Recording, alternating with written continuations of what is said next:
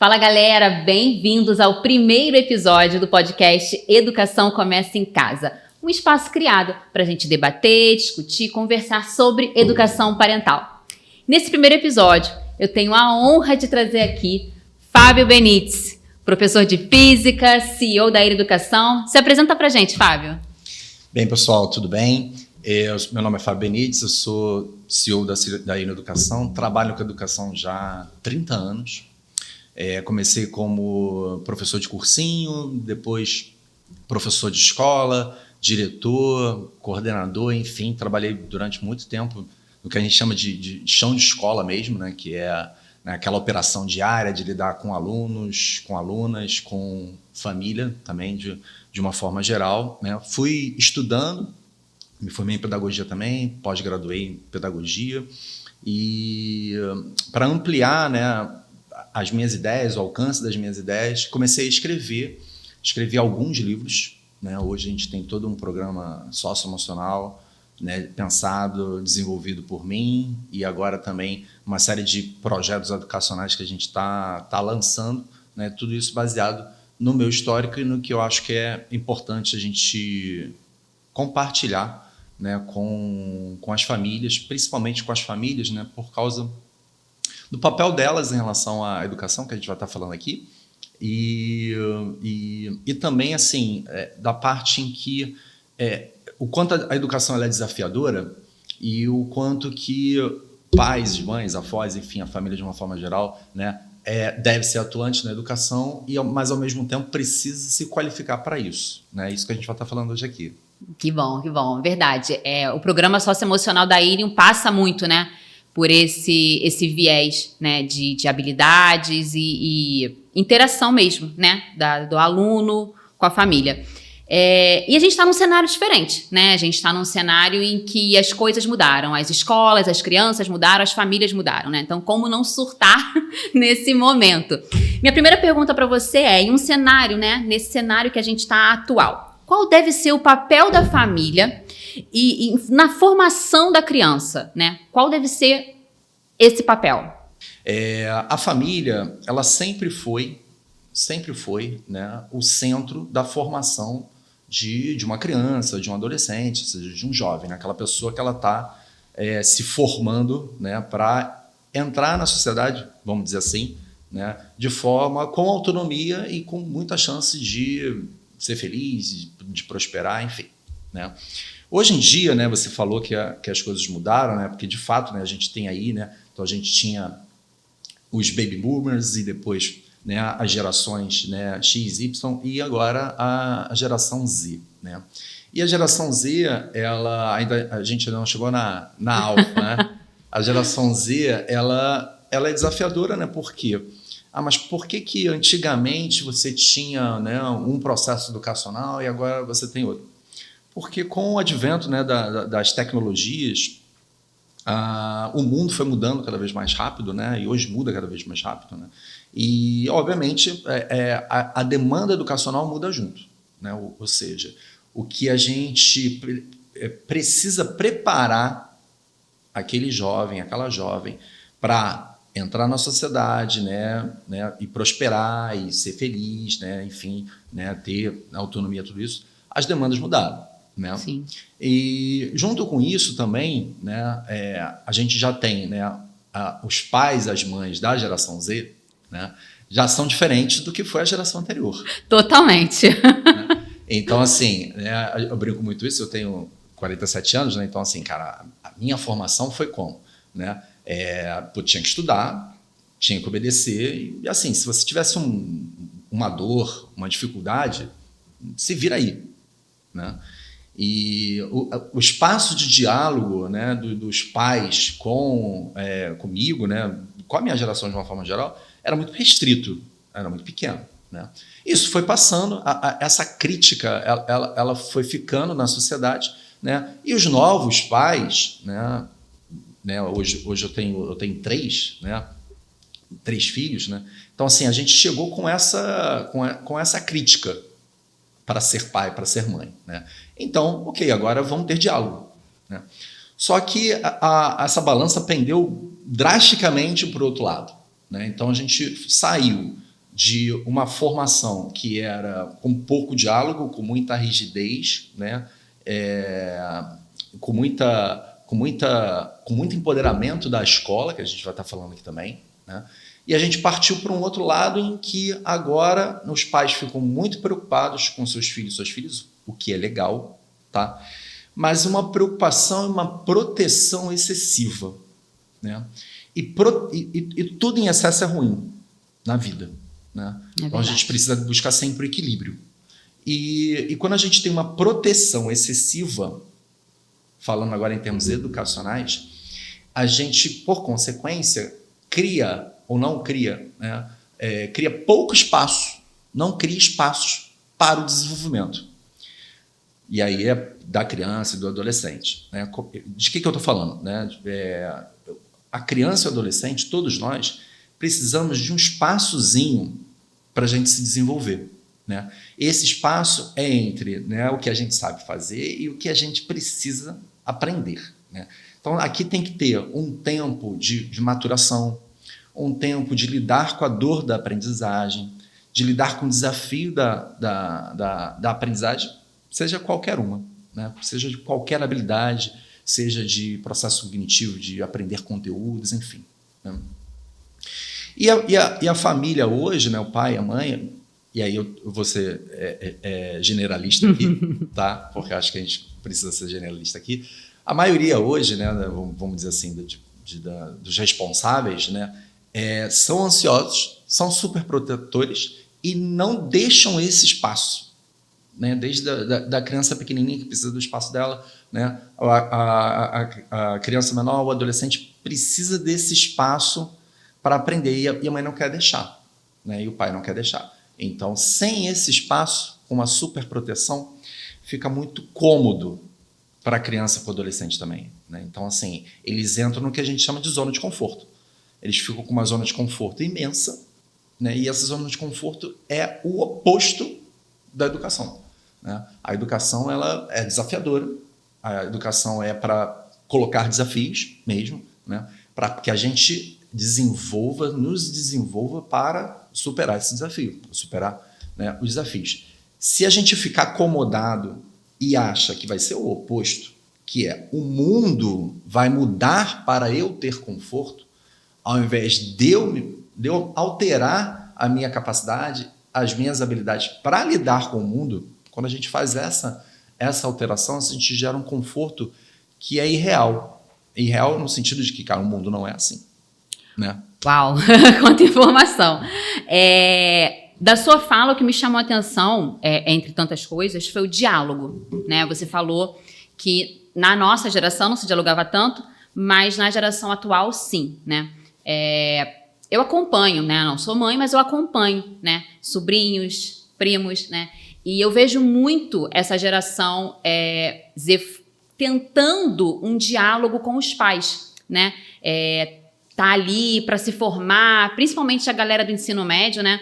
E eu vejo eles muito nessa... E o outro lado também consigo ver, né? Da super proteção, né? Então faz um total sentido quando a gente olha para a nossa geração e vê ela um pouco, né, ansiosa, como você falou, perdão, um pouco sem diálogo, e vê essa nova geração mais tentando dialogar, mas também com ansiedade. Você consegue acompanhar isso nesse cenário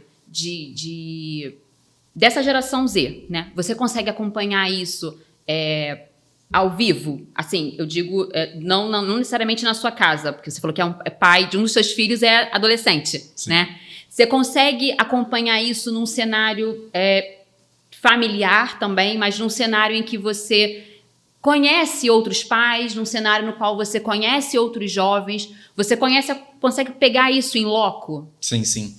Então, bastante, né? Assim, durante a minha vida como coordenador, diretor, né? Enfim, né? Professor, a gente encontra todo tipo de família, todo tipo de pai, de mãe, sim, de criação familiar, né?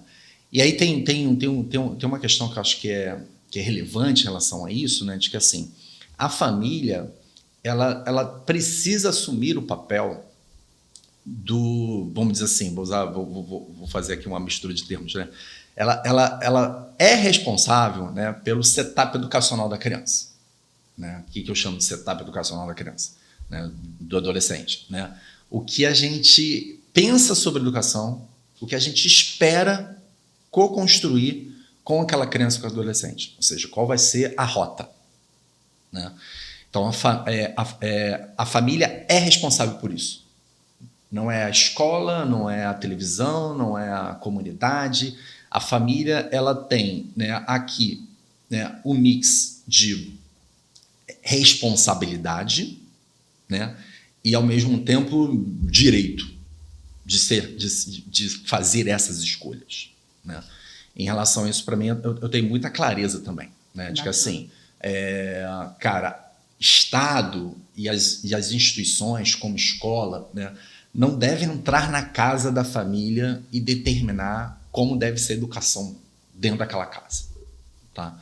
Tem que ser a família. A família, ela é responsável por isso e, por ser responsável, tem também esse direito e também tem o direito de dizer, cara, sou eu que vou determinar. Né? Mas o que a gente vê muito, né, hoje, né, é as famílias, né, não entendendo esse papel, tá? Ou não conseguindo exercer esse papel efetivamente, e eu não estou falando ainda nem com qualidade. Né? Então, assim, primeiro vem a intenção, então a família tem que entender que esse é o papel dela, isso é uma coisa. Tá? Aí o próximo passo é, vou assumir a minha responsabilidade, que é, vou determinar, né, o caminho que a gente vai construir a educação dessa criança, desse adolescente, até ter total autonomia para fazer as suas escolhas. Que legalmente, 18 anos, né? E aí, enfim, moralmente, talvez com 16, às vezes mais tarde, né? Enfim, sim. Né? Mas até lá, a família tem responsabilidade e também tem que fazer as escolhas, né? Enfim. E o próximo passo é, já que eu tenho, né, essa responsabilidade, já que eu quero exercer e assumo a responsabilidade por isso, tá? Eu vou me preparar para fazer isso da melhor forma possível, que é a qualificação, que é exatamente o motivo da gente estar aqui, né? Que é buscar o quê? Sim. Passar um pouco, né, da minha experiência e da experiência dos convidados que a gente vai trazer aqui, né, como educadores profissionais, né, para ajudar pais e mães, enfim, né, a família de uma forma geral, a exercer esse papel com mais qualidade. Tá?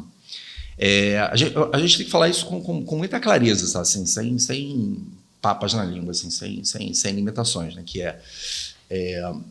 se você quer fazer uma operação, ou você quer fazer algum tratamento, você vai no médico. Você chega no médico e você pergunta, assim, o que eu tenho que fazer? O médico estudou aquele troço, sim, ciência, né? E aí ele fala assim, você tem que fazer isso. Né? Quem sai do médico fala assim, não vou fazer isso não, acho que não concordo não. Não concordo, vou tomar um chá. Eu não concordo não, vou tomar tangerina para curar Covid. Entendeu? Então assim, né, isso não é comum. Né? Da mesma forma, você vai comprar um apartamento e você, tem convicção de que o engenheiro que estudou, né, e várias pessoas é responsável por aquilo, garante que aquele prédio não vai cair. Sim. Né? Da mesma forma, educação é uma ciência. Então, assim, eu tenho certeza que daqui a alguns anos, não sei quantos, né, mas as pessoas vão falar assim, sério que em algum momento na nossa história as pessoas faziam educação do que queriam? Tiravam da cabeça dela assim, não, eu acho que é isso aqui que eu tenho que fazer com meu filho e vai dar certo. Né? É a mesma coisa, assim, você acha que vai fazer alguma coisa com o seu corpo e vai dar certo, não vai consultar um médico? Um fisioterapeuta, um enfermeiro, né, um educador físico, você vai morar num prédio, você vai levantar o prédio, não, eu vou botar essa pilastra aqui, vai dar certo. Da mesma forma, né, quando a família não se qualifica, né, no processo educativo, né, ela tem muitas chances de tomar decisões erradas, de escolher processos errados.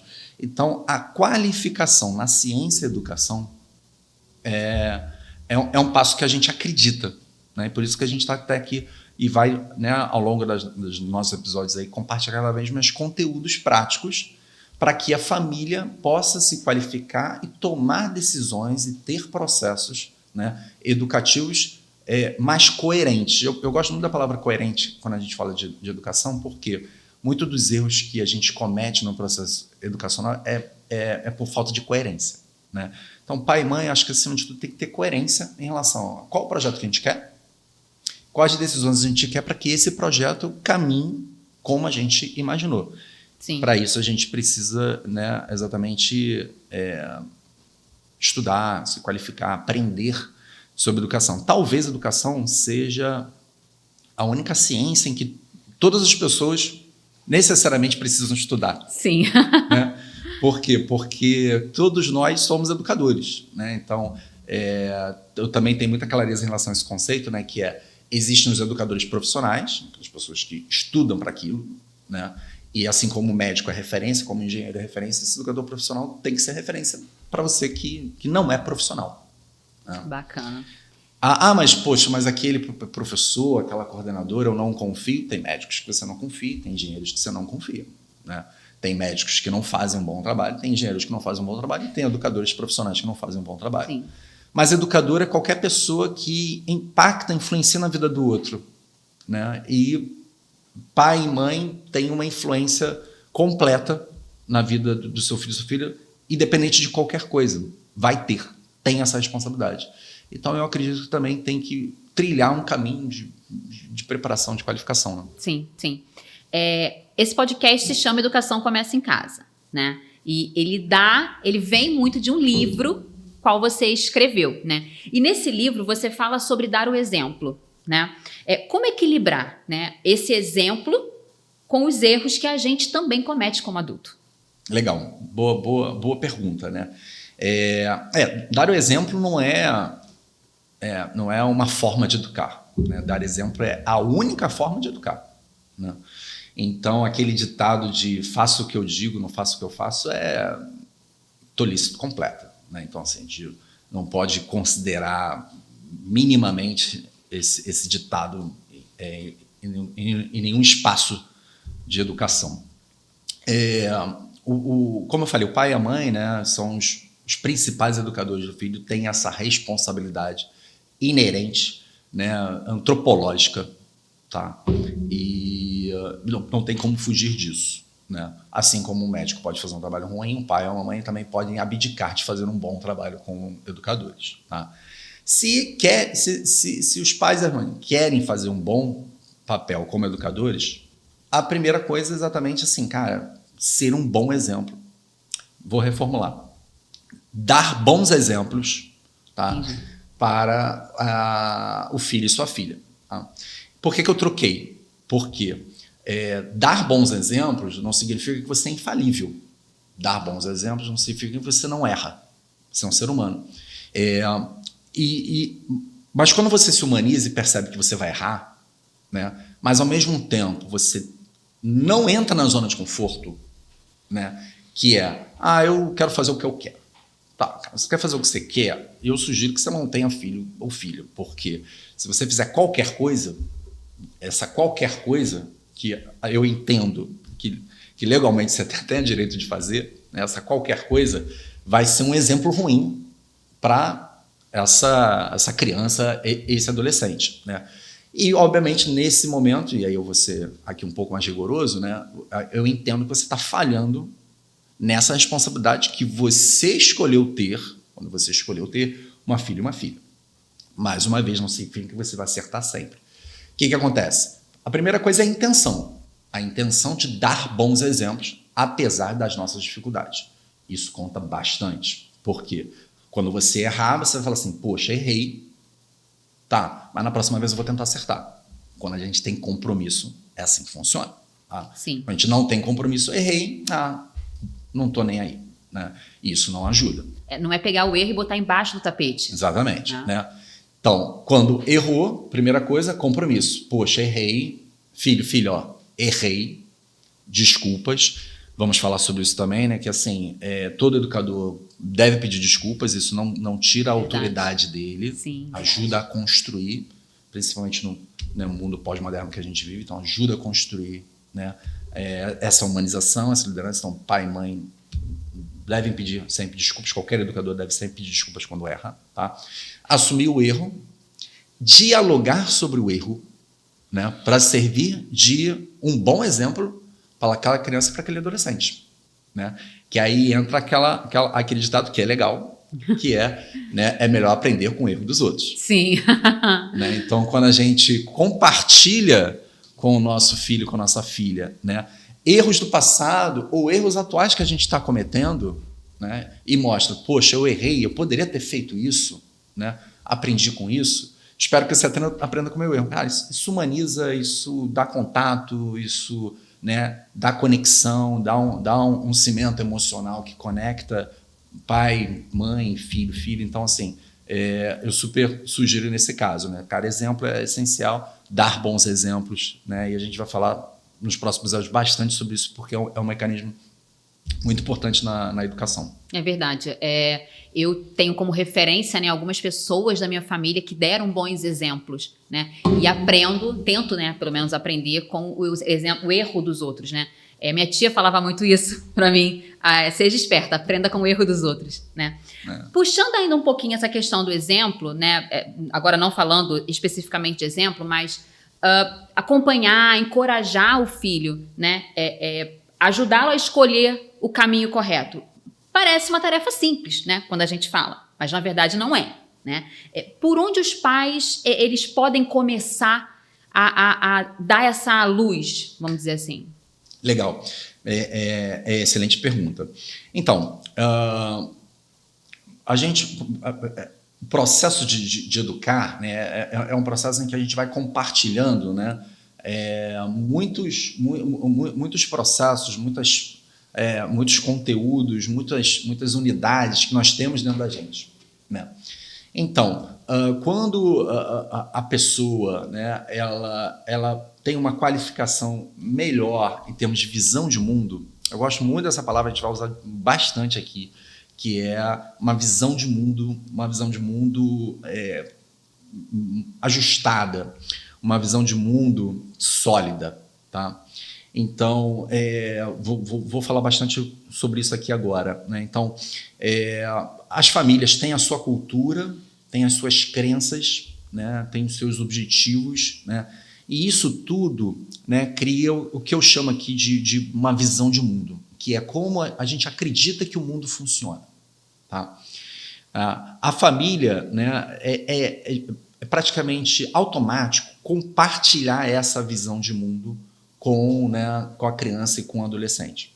As famílias que têm visão de mundo mais clara, né, elas têm mais facilidade de comunicar e, de uma forma geral, são educadores melhores com as crianças e adolescentes. Mesmo que sejam visões de mundo mais rigorosas, mais rígidas.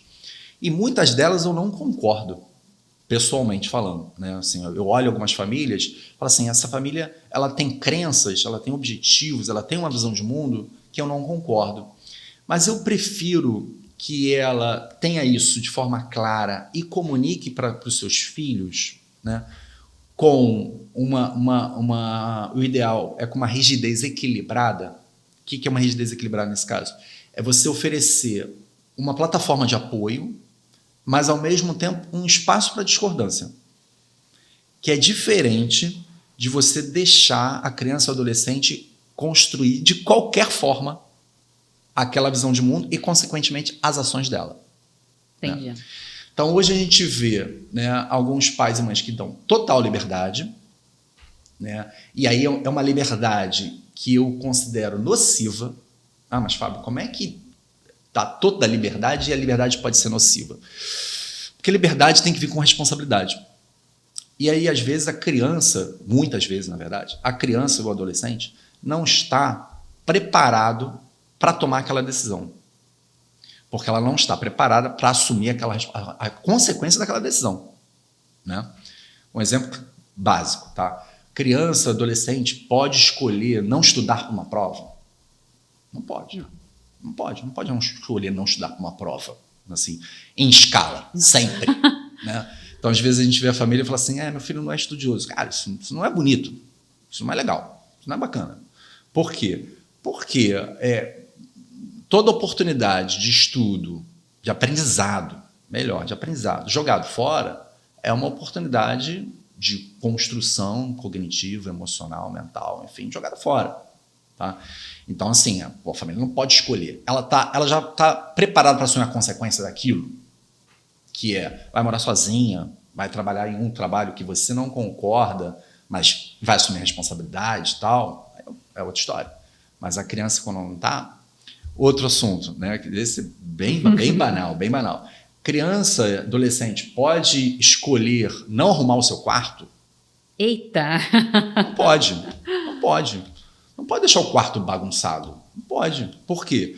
Pessoas bagunçadas, né, ou bagunceiras, né, tem mais chance ou menos chance de ter sucesso?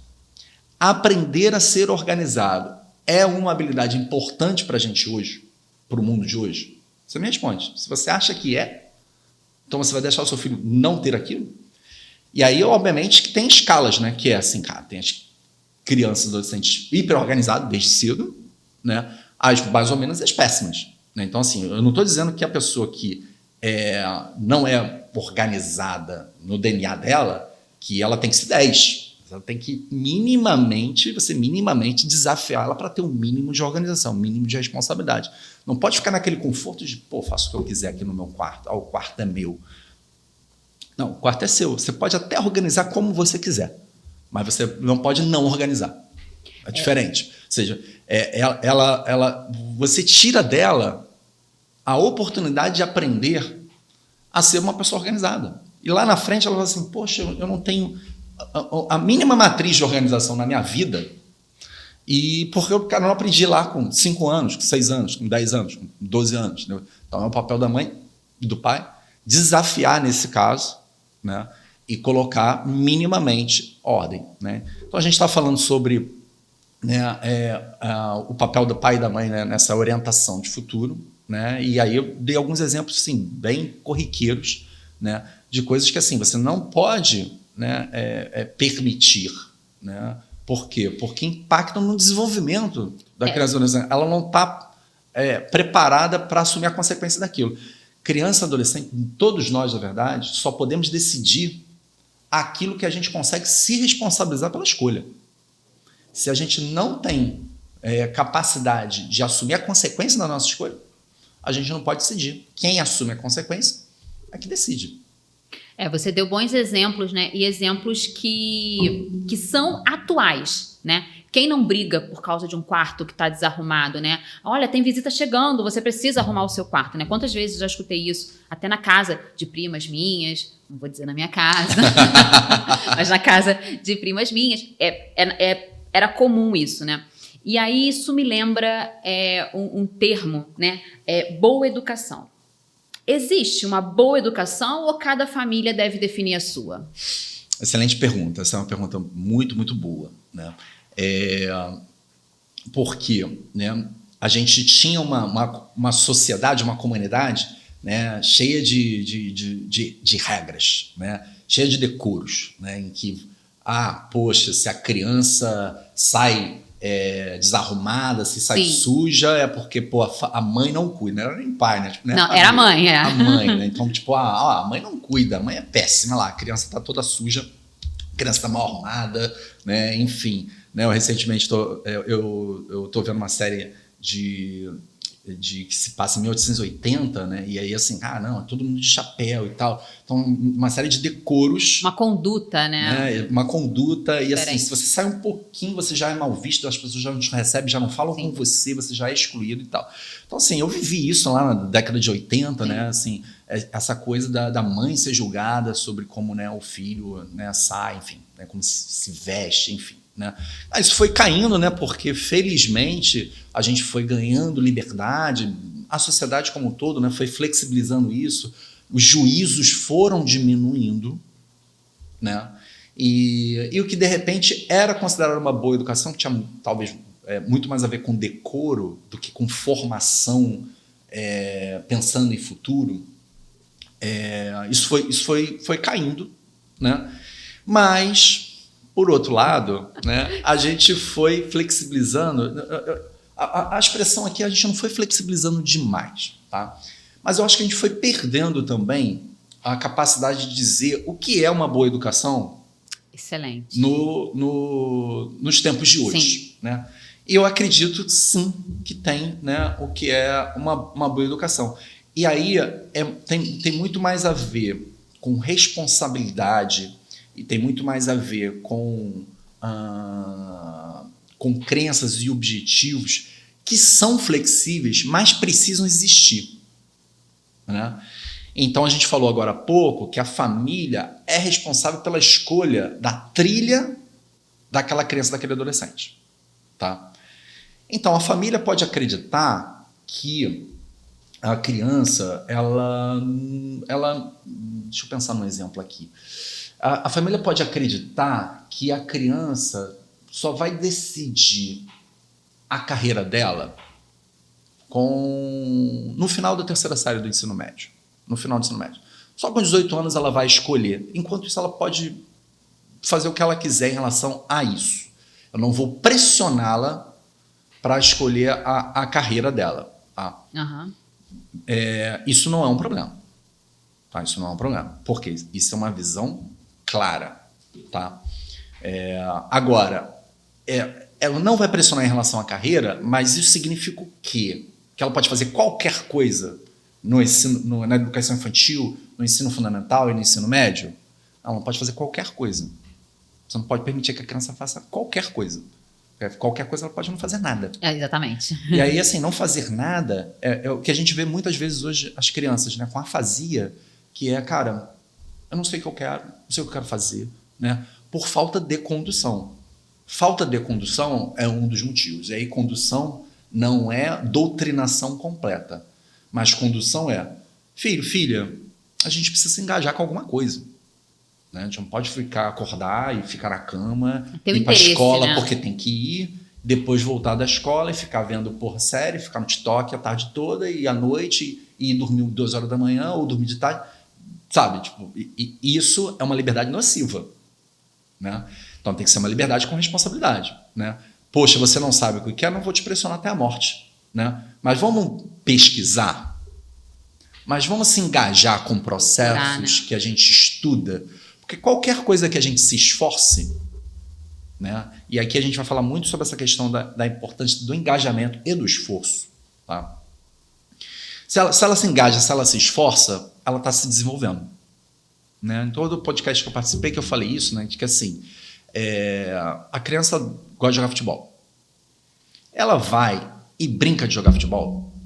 Ou ela vai e ela se esforça para ser um jogador melhor? Se esforça para ser o melhor da partida. E ela se esforça para se desenvolver. E ela se esforça para entender o jogo. Sim. E ela se esforça para ser um jogador cada vez melhor. Quando há esforço e engajamento, há desenvolvimento, há aprendizagem. Quando a gente brinca de forma, vou usar a palavra descuidada, né? Sem um engajamento sólido, tal, né?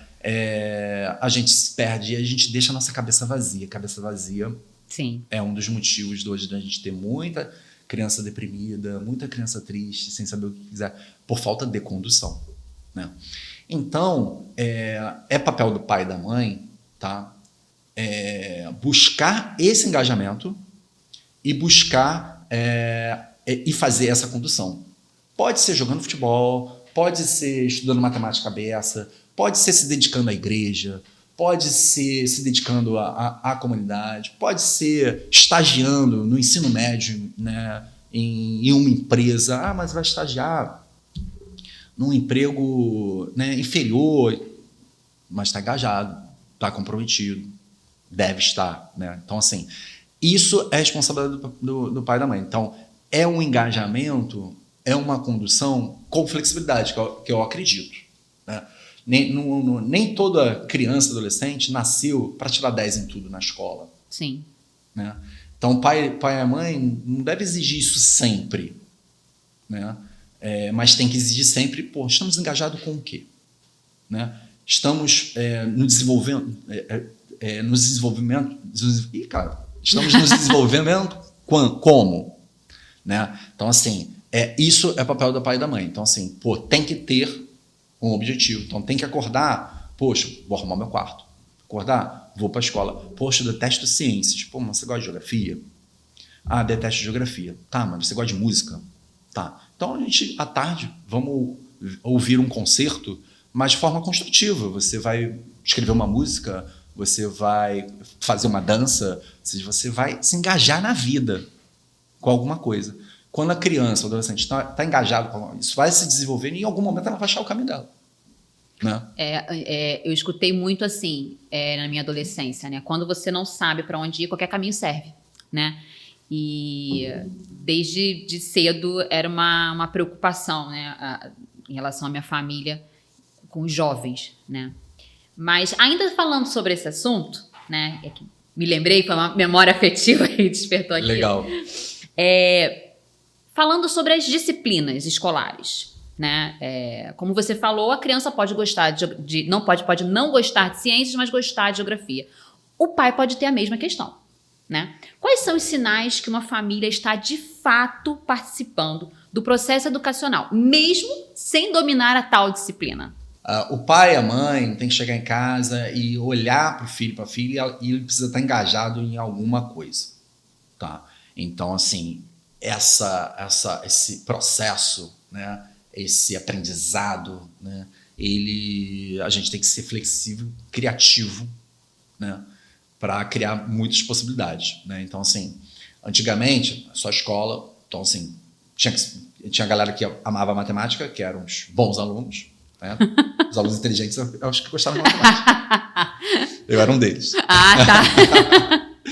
E os alunos que não gostavam de matemática já eram considerados burrinhos, né? Enfim, né? Eu cheguei a ver isso na escola. Eu era apaixonada por português. Tinha algum espaço para quem era muito bom em alguma disciplina. Sim, né? sim. Mas enfim, na escola tradicional antiga, a gente classificava os alunos entre, né, inteligentes, aqueles que gostavam principalmente de matemática, gostavam das matérias e tal, gostavam de estudar, tiravam boas notas, e os não inteligentes, Sim. que eram os outros, né, que não gostavam. Né? No mundo hoje, né, a gente tem que estender, a gente já aprendeu a estender o conceito de inteligência. Tá? Só que assim, ele não pode ser também totalmente aberto. Em que sentido? Totalmente vazio. Que poxa, ele é muito inteligente, ele só não gosta de matemática, de história, de geografia, de acordar, de arrumar a cama, arrumar o quarto, de falar com as pessoas, de fazer qualquer coisa fora ficar no celular. Né? Tipo, tirando isso, ele é muito inteligente. Isso não tem coerência, não tem sentido. Não cola, né? Não tem sentido. Então, assim, e uma outra coisa que é muito comum a gente ver hoje, nos pais hoje, né, premiar e acreditar que o seu filho, sua filha é a criança mais inteligente do planeta, sem ela fazer absolutamente nada, né? Só porque a gente quer. Né? Esse conceito de você extremo, de muito inteligente ou pouco inteligente, isso não é disso que a gente está falando aqui. A gente não está preocupado com isso. Tá? A gente está preocupado em, cara, qual é o máximo que ele pode fazer? Ele está fazendo? Que é a questão do engajamento e da responsabilidade que o pai e da mãe têm de ajudar nesse processo. Sim. Tá? E aí, para fechar aqui, vou falar sobre isso, que como o pai e a mãe pode se preocupar, né? Ou melhor, como o pai e a mãe pode se engajar, né, nesse processo, efetivamente. Né? Poxa, Fábio, eu me identifiquei com o que você falou, né? Eu chego em casa e realmente meu filho, minha filha, cara, fica no celular e eu não sei o que fazer. Tá? A primeira coisa é assumir a responsabilidade com esse processo, que é assim, isso não é aceitável. Tá? A gente não pode aceitar a criança voltar da escola ou, enfim, e ficar no celular e ficar no TikTok, no YouTube o tempo todo. Tá? A primeira coisa cara, isso não é aceitável. Tá? Então, a gente precisa mudar essa realidade. Como é que a gente muda essa realidade? Tá? Primeiro, entendendo que a partir do momento que você comprar a briga, que você não comprou antes, tá? Vai ter resistência. Tá? Então, e essa resistência ela tem que ser com bastante cuidado. Né? Porque se você quebrar também de forma muito ríspida, né, de fazer essa ruptura de forma muito ríspida, a resistência pode ser muito alta por parte da criança e do adolescente e levar a situações piores, né? Então tem que ser feito com um interesse, né, genuíno. Você não pode chegar um dia e tentar fazer uma cesta de 50 pontos, né? As cestas são de 2 ou 3 pontos. Então precisa ser feito todos os dias. Todos os dias um depósito, né? Vamos fazer isso, vamos fazer aquilo. Você precisa dedicar um tempo genuíno para o seu filho e sua filha. E precisa ser assertivo nas escolhas. Caminhar com aquilo, tá? O pai e a mãe tem que chegar todo dia em casa e fazer perguntas sobre o dia do filho e da filha, sobre o que importa. Então, a escola é importante? Tem que perguntar sobre a escola. Me diz algo que você aprendeu. Me explique algo que você aprendeu. Se o pai e a mãe chegam em casa e não perguntam nada, se não é importante para o pai e para a mãe porque ela não perguntou, por que é importante para a criança que não tem aquilo no DNA dela? Eu não estou falando da criança que já tem aquilo no DNA dela. Criança que já tem aquilo com ela não vai precisar desse input do pai e da mãe. Educação não é para ela. Sim. Educação é para outra que tem dificuldade com aquilo. Então, o pai e a mãe tem que chegar e perguntar genuinamente. E aí, o que você aprendeu? O que você gosta? O que você está aprendendo? E buscar ajuda na escola, é o que a gente vai falar no próximo episódio, buscar ajuda na escola de me dar ferramentas, me dá conteúdos, me dá processos para ele se engajar, ela se engajar em algo e ela ficar feliz com estar aprendendo aquilo, estar desenvolvendo aquelas habilidades, tá? E aí eu acredito bastante no ensino personalizado, né? Então, assim, ensino personalizado para mim é exatamente isso, né? Oferecer recursos, né, para que aquela criança, aquele adolescente possa se engajar em outros saberes, além da geografia, da matemática, da história, né? Se engajar com outras aprendizagens, além de saber fazer prova, né? Além de ficar quieto na sala de aula. Sim, Né? Então, assim, quando a criança, quando o adolescente, né, se engaja com algo que ele gosta, isso, o interesse do pai e da mãe tem alto impacto quando ele pergunta, quando ele se interessa, quando ele faz junto. O pai e a mãe não precisam saber matemática para estudar com o filho. Precisa estar junto. Eu não sei, eu vou aprender também. Né? Eu não tenho tempo para isso. Mas tem algo mais importante na sua vida do que o seu filho e sua filha? É verdade. E a gente está falando assim, não é de 2 horas, né? A gente está falando, de repente, de estar 10 minutos, mas 10 minutos todos os dias. De qualidade, né? De qualidade, todos os dias. Né? 30 minutos todos os dias. Até ele se engajar sozinho. Depois ele se engaja sozinho, você não precisa fazer mais. Mas muitas vezes você precisa ser esse catalisador, né? esse motor ali, a combustão para dar o clique. Mas precisa ser genuíno e precisa ter disciplina. Você precisa fazer, né, sempre. Espero ter respondido, não sei se respondi. Respondeu sim. Que papo enriquecedor, Fábio. Quero te agradecer muito, muito obrigada pelo teu tempo, muito obrigada por essa aula que você deu pra gente. Bom, pessoal, esse foi o primeiro episódio do nosso podcast, Educação Começa em Casa. Hoje falamos sobre diálogo, papel da família e o exemplo. Bom, tudo isso você encontra publicado no livro que tem o nome do podcast. Para pegar esse livro, basta você acessar a nossa rede social, nosso Instagram, e buscar no link que está lá na bio, tá bom? Bom, obrigada por ter ficado até aqui e até o próximo episódio.